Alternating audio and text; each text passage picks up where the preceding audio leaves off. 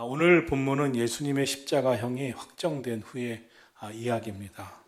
예수님을 십자가형으로 죽이는 판결을 내렸던 본디오 빌라도 총독은 이 결정을 자신이 내리고 싶지 않았습니다. 그래서 계속 회피했습니다. 그러나 결국 유대 백성들의 요구를 그 요구가 빗발쳐서 그 요구에 굴복하게 되고 십자가 처형 판결을 내립니다.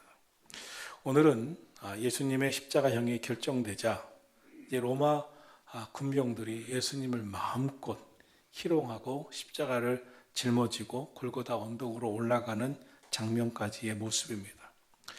우리 주님, 우리 나의 주님, 내 주님 지신 십자가는 어떤 십자가였을까요? 오늘 본문의 내용은 대부분 예수님이 희롱당하는 모습입니다. 십자가의 고통, 그 아픔, 그 괴로움보다 아마도 심리적으로 더 힘든 순간, 괴로운 순간이 되셨을 것 같다는 그런 말씀을 보게 됩니다. 이 본문을 보면서 정말 가슴이 메입니다. 예수님이 이렇게까지 희롱당하시는가? 정말 너무나 괴롭고 예수님이 고통당하시고 희롱당하시고 조롱당하시는 모습을 보면서 정말 죄송스럽게까지 합니다. 오늘 본문 내용을 살펴보면 로마 군인들이 예수님을 총독의 관저로 끌고 들어갔습니다. 브라이 도리온이라고 하는 뜰, 그 안에서 예수님을 마음껏 희롱합니다. 여러분, 때때로 사람들이 모여서 누군가를 희롱하거나 조롱하거나 모욕하는 그런 일을 할 때가 있습니다. 그때 성도라면 거기에 그 대화에 상대하지 마셔야 합니다. 오히려 그곳에 참여하지 말고 그곳에 거하지 말고 있을 수밖에 없다면 그 모욕과 조롱의 대화가 멈추게 해야 합니다. 주님은 우리가 비판하고 모욕하는 자 되기를 원하지 않으십니다.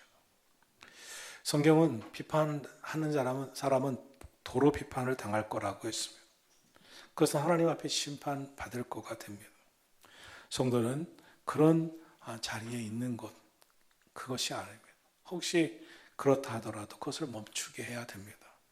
16절에 보면 군인들은 예수님을 애워쌉니다. 군대를 다 모읍니다. 예수님을 애워싸서 조롱하기 위해서 그렇습니다. 그리고 주님의 옷을 다 벗깁니다. 다 벌거벗깁니다. 그리고 낡은 자주색 홍포를 입힙니다. 머리에는 그 팔레스틴의 많은 아카시아, 시띠, 나무로 만든 가시 면류관, 그것은 아주 날카로운 가시가 있었습니다. 그것으로 예수님의 머리에 씌웁니다. 예수님은 조금만 움직여도, 숨만 쉬어도 그 가시가 머릿속으로 파고듭니다. 이어서 갈대로 예수님의 머리를 내리치기 시작합니다. 침을 뱉습니다. 그리고 마치 예수님이 만왕의 왕이라 하셨으니 유대인의 왕이여 하면서 예수님 앞에 무릎 꿇고 조롱하는 흉내까지 냅니다. 네가 이러고도 왕이냐? 한번 평안해봐라 하면서 예수님을 조롱하고 침을 뱉는 것입니다. 얼마나 비열하고 얼마나 그 조롱이 잔인한지 정말 안타깝습니다. 그런데 예수님이 지신 십자가의 고통, 우리 내 주님 지신 십자가는 모든 게 다 의미가 있는 것입니다. 예수님에게는 의미 없는 일이 하나도 없습니다. 예수님의 옷이 벗겨졌습니다. 예수님의 옷을 다 벗깁니다. 옷을 벗긴다는 것은, 그것도 이 시대에 옷을 벗긴다는 것은 무엇을 의미합니까? 수치입니다. 모멸입니다. 예수님께서는 우리의 죄와 허물을 대신 당하기 위해 우리가 당해야 할 수치와 창피와 모멸을 예수님이 친히 다 당하셨습니다. 우리가 겪어야 할 이 수치를 예수님이 친히 당하셨습니다. 예수님은 당신의 옷이 벗겨졌습니다. 당신이 옷이 벗겨짐으로 인하여 오늘 우리에게 장차 우리가 입어야 할 영광의 옷을 준비해 주셨습니다. 옷이 벗겨지는 것, 옷은 신분을 상징합니다. 신분이 박탈당한 것을 의미합니다. 우리 주님은 하나님의 아들이십니다. 하나님의 아들 신분을, 하나님의 신분을 잠시나마 우리를 구원하기 위해 다 신분을 내려놓으십니다. 신분이 박탈당하십니다. 그것은 바로 우리 때문입니다. 예수님은 자색 옷을 입으셨습니다. 예수님께 자색 옷을 입힌 것은 예수님을 더욱 우스꽝스럽게 조롱하기 위해서였습니다. 마태는 홍포라고 했고 마가와 요한은 자색 옷이라고 했는데 사실 자색 옷은 황제만 입을 수 있는 옷입니다. 자색 옷, 황제의 옷이죠. 로마 군인들은 조롱하려고 일부러 자색 옷을 입힙니다. 그러나 예수님의 홍포는 이 군인들이 무슨 왕의 옷을 갖고 있었겠어요? 죄인의 홍포였습니다. 성경은 이사야서 1장에서 이렇게 말씀합니다. 오라, 우리가 서로 변론하자. 너희 죄가 주홍 같을지라도 눈과 같이 이어질 것이요 진홍같이 붉을지라도 양털같이 희게 되리라. 주님은 우리의 주홍같이 붉은 죄를 흰 눈처럼 깨끗하게 하기 위해 이 자색 옷에 홍포를 입으며 조롱을 감수하셨습니다. 예수님은 채찍을 맞으십니다. 유대의 율법에 의하면 예수님도 또 사도 바울도 40에 한한 감한매를 맞았다 그랬습니다. 왜냐하면 유대 율법에 의하면 40회 이상의 채찍질을 못하게 규정했기 때문입니다. 40회 이상의 아주 엄청난 채찍에 맞으면 죽을 수 있기 때문입니다. 신명기 25장에도 40까지는 때리려니와 라고 했습니다. 그러나 율법을 알지 못했던 로마 군병들은 훨씬 더 잔인하게 더 많은 채찍질을 했다는 기록이 있습니다. 십자가형을 지는 죄인은 십자가를 지기도 전에 납과 못, 짐승의 뼈가 주렁주렁 달린 채찍에 맞습니다. 그 채찍을 예수님이 맞으셨습니다. 우리도 예수님이 그런 납덩어리가 달린 그리고 날카로운 짐승의 뼈가 달린 그 채찍에 맞으시는 예수님을 패션 오브 크라이스트라는 영화에서 본 적이 있습니다. 어떤 죄수들은 그 채찍에 너무 맞아 죽었다는 기사도 있었습니다. 예수님께서 채찍에 왜 맞으셨을까요? 이사야 53장 5절을 말씀합니다. 그가 채찍에 맞음으로 우리가 나음을 얻었도다. 예수님이 채찍에 맞으신 것은 성경 말씀을 이루려 하시는 것이었습니다. 예수님이 채찍에 맞음으로 우리가 나음을 얻었도다. 또한 예수님의 머리엔 가시 면류관이 씌워졌습니다. 면류관은 왕관입니다. 승리자가 쓰는 것입니다. 그러나 로마 군인들은 금 면류관이 아니라 월계관도 아니라 가시관을 씌웠습니다. 그리고 조롱합니다. 침을 뱉었습니다. 그 머리를 내리쳤습니다. 예수님이 이렇게 십자가의 고난을 당하신 이유가 무엇입니까? 단 한 가지입니다. 저와 여러분, 우리를 구원하시기 위해서 우리가 당할 수치와 아픔과 괴로움을 예수님이 몸소 당하셨습니다. 그러므로 십자가를 바라보면서 주의 은혜를 생각하시기를 축복합니다. 그런데 본문에는 또 다른 십자가를 지는 장면이 나옵니다. 억지로 십자가를 지는 사람의 이야기입니다. 21절 말씀 다시 한번 읽어보겠습니다. 시작. 마침 알렉산더와 루포의 아버지인 구레네 사람 시몬이 시골로부터 와서 지나가는데 그들이 그를 억지로 같이 가게 하여 예수의 십자가를 지우고 예수님이 십자가를 지고 사형장에 있는 저 골고다 언덕 꼭대기까지 가고 계셨습니다. 예수님이 십자가를 지신 그 십자가는 너무나 무거웠습니다. 그래서 기록에 의하면 14번이나 멈춰서고 쓰러졌다고 나와 있습니다.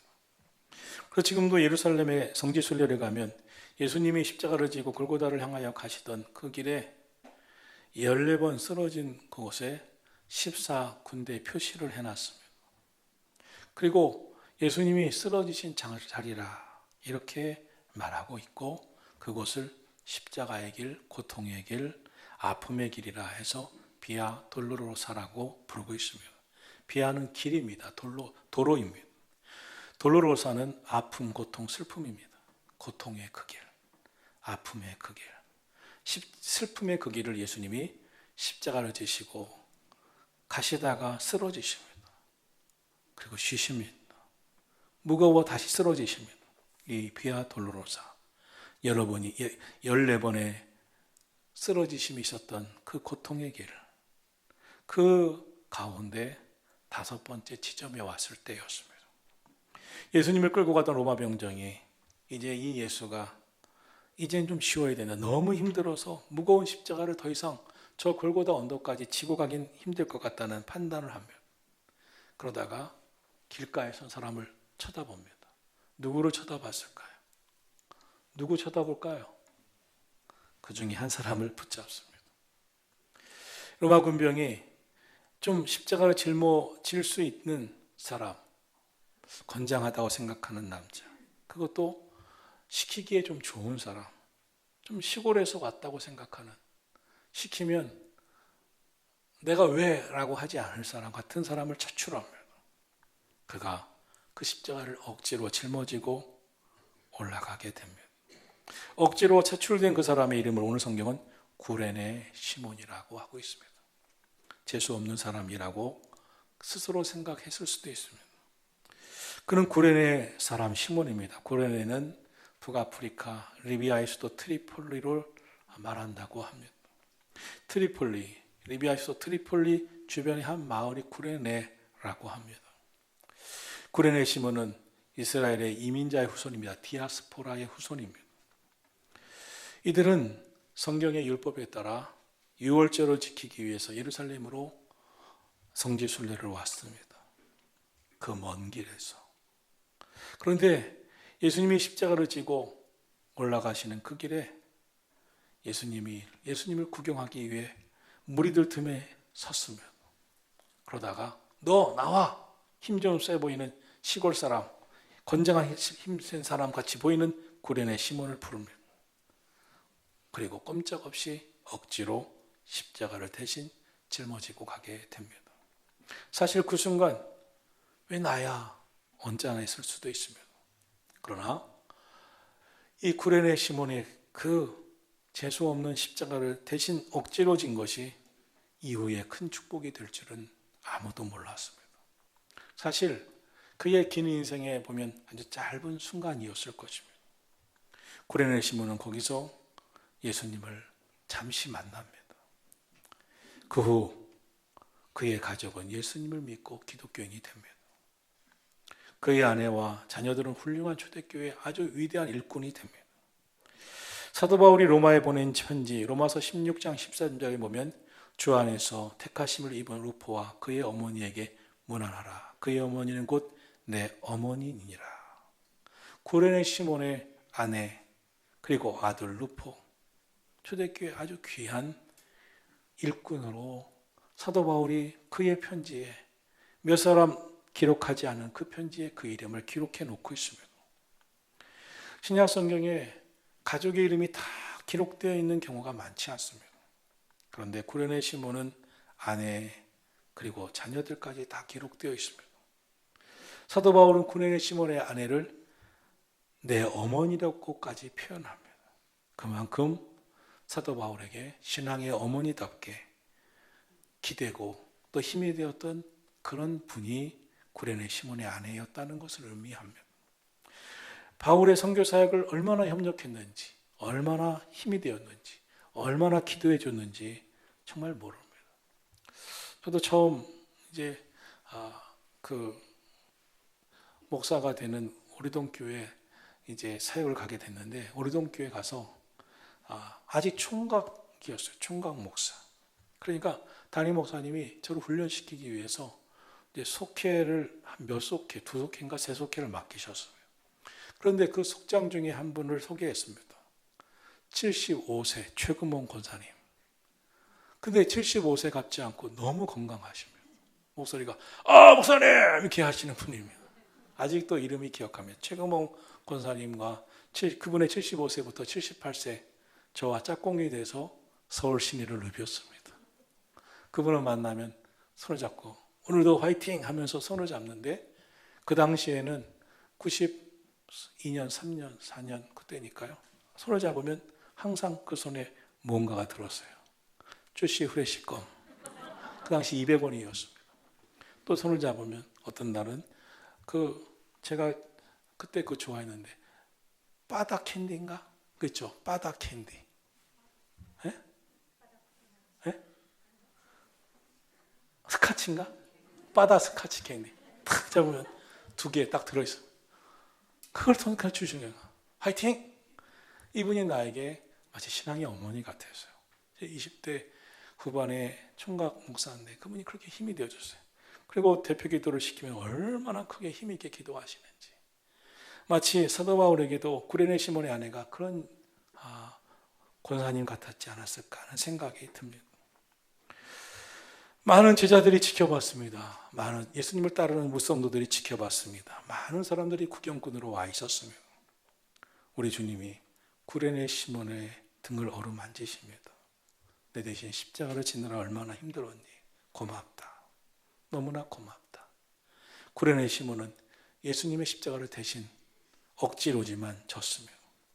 그렇게 억지로 진 십자가가 그 가정이 예수님 믿고 다 구원받고 그리고 귀하게 쓰임 받습니다. 세상에서 받을 수 없는 축복을 받습니다. 루포와 알렉산더라고 하는 그의 직계 아들들, 초대교회 일꾼이 됩니다. 귀한 일꾼이 됩니다. 그리고 어떤 기록에 의하면 11대 후손 중에 로마 황제가 나왔다고 합니다.